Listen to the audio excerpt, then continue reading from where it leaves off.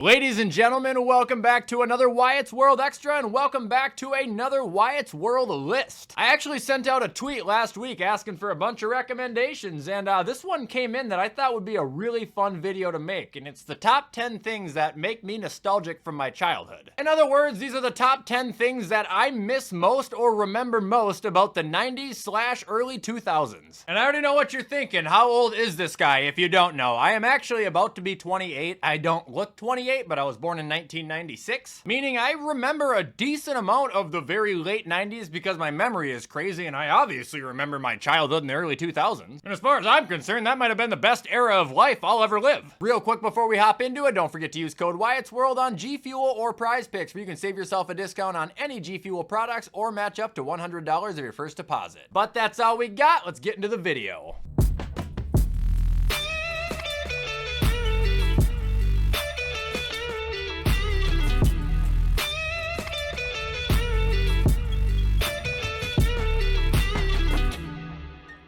Alright, so kicking off the list is the first thing that I definitely do not miss, but I heavily remember about being a kid, and that was when people could blatantly smoke cigarettes indoors. And it was normal. Bowling alleys, restaurants, airplanes. You could just smoke cigarettes like it wasn't a problem. I remember walking into restaurants and literally seeing signs that said smoking and non-smoking. You know how messed up that is to think about now? Like just the fact that people could have been smoking on an airplane. I just sat in an airplane for 3 hours going to Florida. If that would have happened, I would have died. I hate the smell of cigarettes. And I know I mentioned it, but I specifically remember watching my dad bowl in league and his friends would just be ripping darts on the counter. Like, how did it take them until the early 2000s to ban that?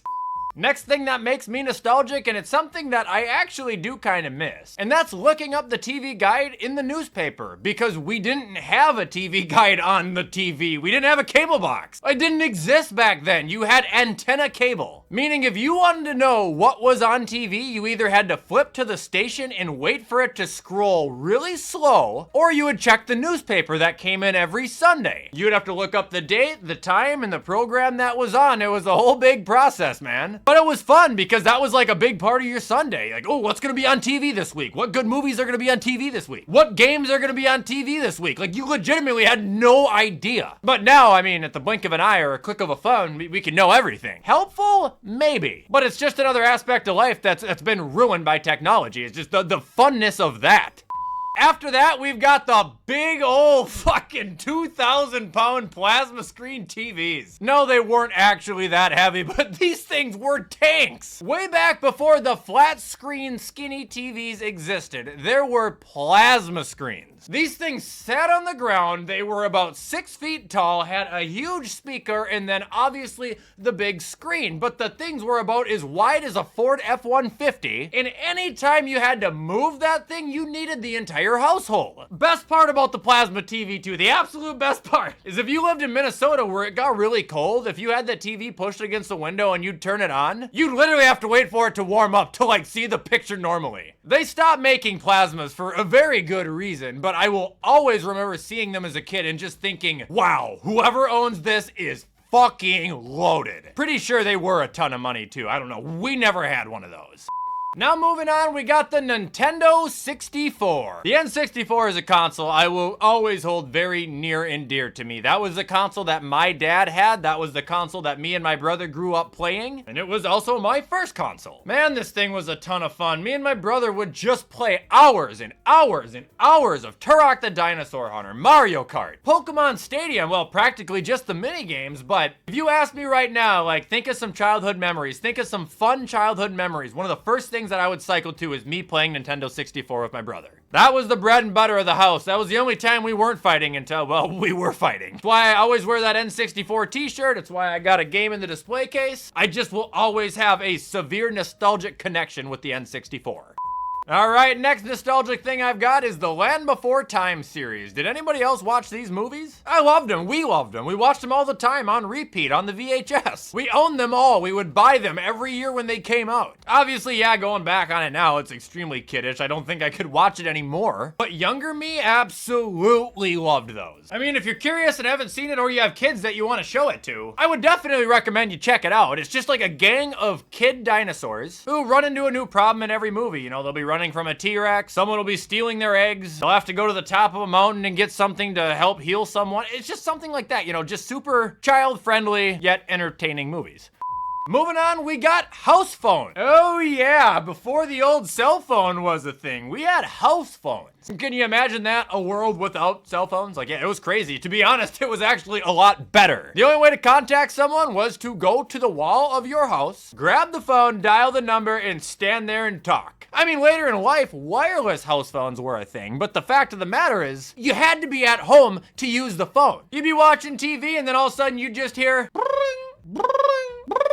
Then you'd have to get your ass up, march into the kitchen, answer the phone, and half the time it's a telemarketer where you slam the damn phone on the wall. Or if you're like me and you grew up in the 90s and early 2000s, you absolutely had one time or another where you were talking to someone and walking with the cord and the phone just ripped out of your hand because you went too far. I miss having house phones before cell phones were a thing.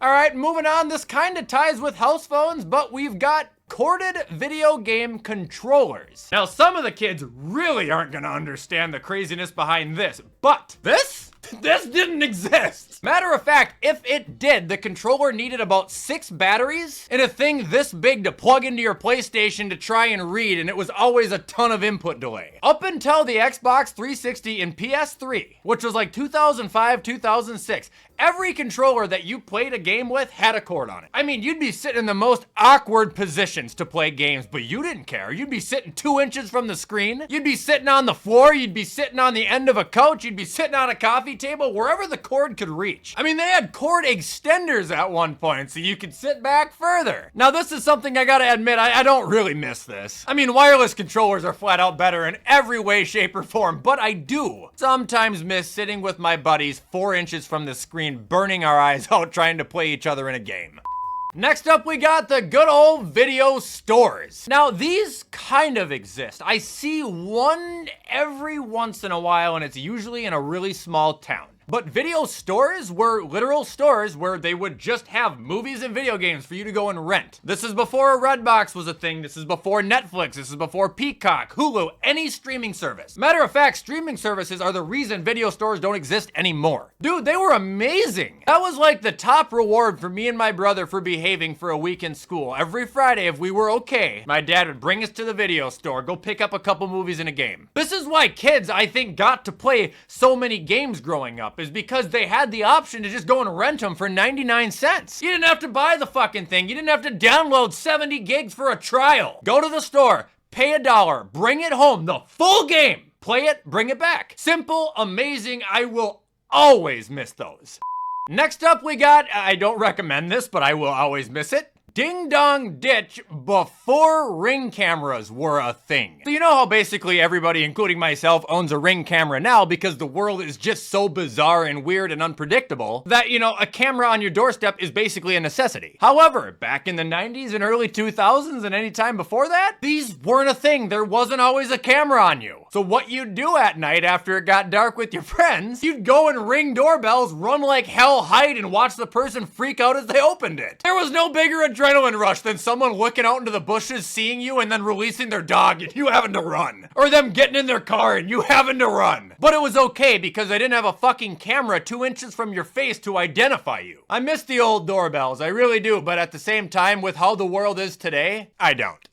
And lastly, we're going to talk about something that still does happen, but not anywhere near how it used to be. And that is the OG video game midnight launches. Okay, nowadays when you go to a game for a midnight launch, there's probably at most 50 people there. And they have it nice and organized so you can go in, get your number, sit in your car, and then at 10 o'clock come up and stand in your place, right? Okay, back then, fuck no. Your ass didn't prepay for the game. Your ass didn't even know if you were gonna get the game. You showed up, you waited in line for 3-4 hours sometimes, and you just partied. You'd play games, people would bring literal TVs and consoles out there. There'd be pizza vendors and people throwing out prizes and stuff. All while you sat in line and waited for a simple chance to get the new game that was coming out. Midnight launches I will always cherish. Anyway, guys, that is gonna be all for today's video, and I'm not gonna lie, I had a ton of fun making this. It's always good to dive back into the old childhood. If you don't have a Twitter and you guys have any recommendations for future lists, make sure to drop it in the comments. I'll try and get a list a week out during the summer if I can. In the meantime, I'm gonna get this edited so you guys can watch it all on time. I hope you have a fantastic Friday, have a great weekend, and I will see you in the next upload.